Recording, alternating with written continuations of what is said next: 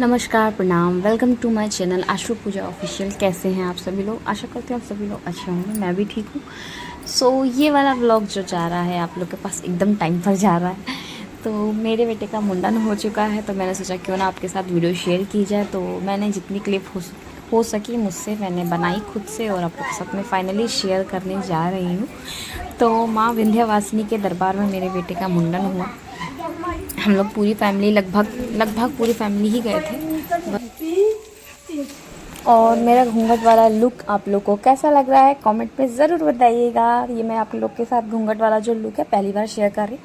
Actually मैं घर से बाहर निकल गई थी, तो घर से जस्ट थोड़ा सा बाहर निकलने के बाद हम लोग घूंघट लेते हैं और थोड़ा दूर आगे जाने के बाद हम लोग घूंघट थोड़ा सा ऊपर कर लेते हैं। तो मैंने सोचा क्यों ना आप लोग के साथ इसकी भी वीडियो शेयर की जाए। तो कमेंट में ज़रूर बताइएगा मैं कैसी लग रही हूँ। थोड़ी देर आगे आने के बाद फिर हमने अपना घूंघट थोड़ा सा ऊपर कर लिया और वो रही हमारी गाड़ी खड़ी। गाड़ी में बैठ के हम जाने वाले हैं। मैं और बुआ जी हम लोग आगे आगे चल रहे थे, बाकी लोग भी आ रहे थे, कुछ लोग आगे चले गए थे। मेरी साड़ी कैसी लग रही है कमेंट में ज़रूर बताइएगा। ये साड़ी मुझे मेरी मम्मी ने दी। गाड़ी में बैठ के हम लोग चल दिए माँ के दर्शन करने, बट दर्शन तो नहीं हो पाए थे। चलिए आगे देखिए, मैं बताती हूँ आप लोग को उसके बारे में। और गाड़ी में ना सभी लोग बहुत इन्जॉय कर रहे थे, खासतौर से मेरा बेटा और ये जो मानवी है ना, ये बहुत ज़्यादा इन्जॉय कर रही थी। ये बार बार ऐसे बोल रही थी ना कि बाबू का ना मुंडा कटने जा रहा है। उसको मुंडन होने की नहीं बोलना आ रहा था ना, तो वो बार बार ऐसे ही बोल रही थी।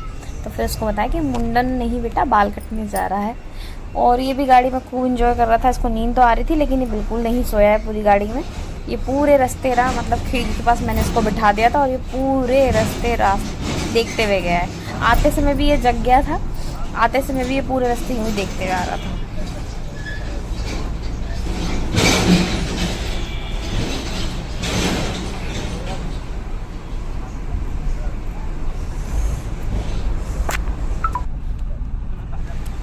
फाइनली धीरे धीरे करके हम माँ विंध्यवासिनी के दरबार में पहुँच ही गए थे। ज़्यादा दूर नहीं है हमारे घर से, तो जल्दी पहुँच गए थे हम लोग।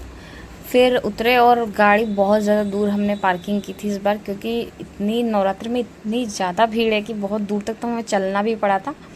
और ये मेरा सनलाइट वाला ग्लो है, इसके लिए भी मुझे कमेंट में ज़रूर बताइएगा कैसा लगा। मैंने कुछ भी अप्लाई नहीं किया, ना मैं कुछ करती हूँ, ओनली एक फेस वॉश यूज़ करती हूँ। उसके अलावा एक कोई सिंपल क्रीम भी नहीं लगाती हूँ। शुरू से ही आदत है मेरी वैसे कुछ भी ना लगाने की।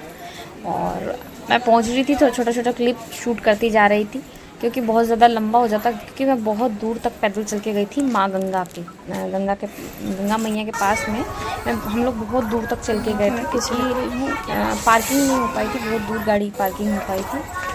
और सीढ़ियाँ भी बहुत मतलब ऊंची थी। कभी कभी मुझे तो ऐसा लग रहा था मेरे पेट में दर्द ना हो जाए।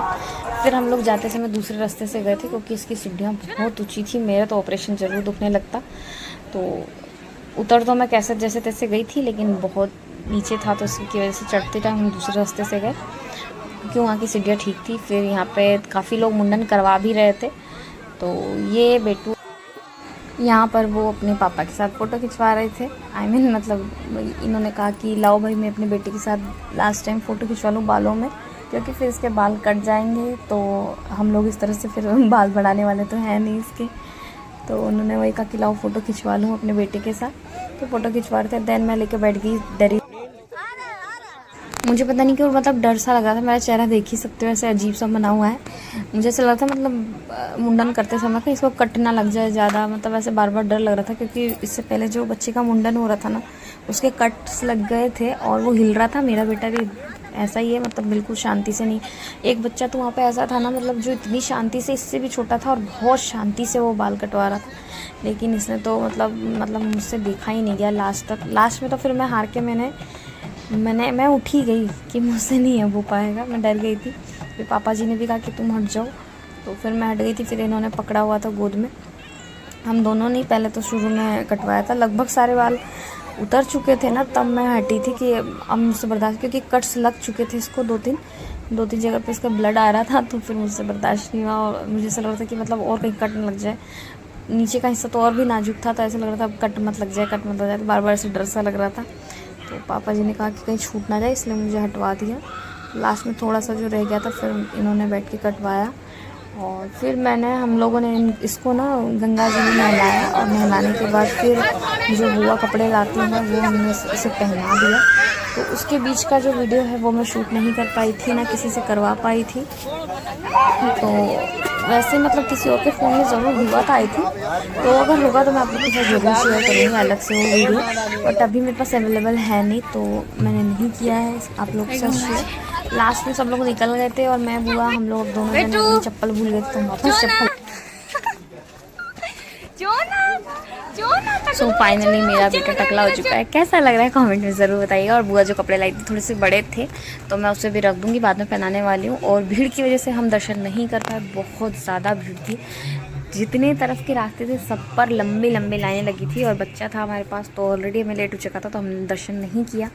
दूर से ही माता के हाथ जोड़े और घर चल दिए।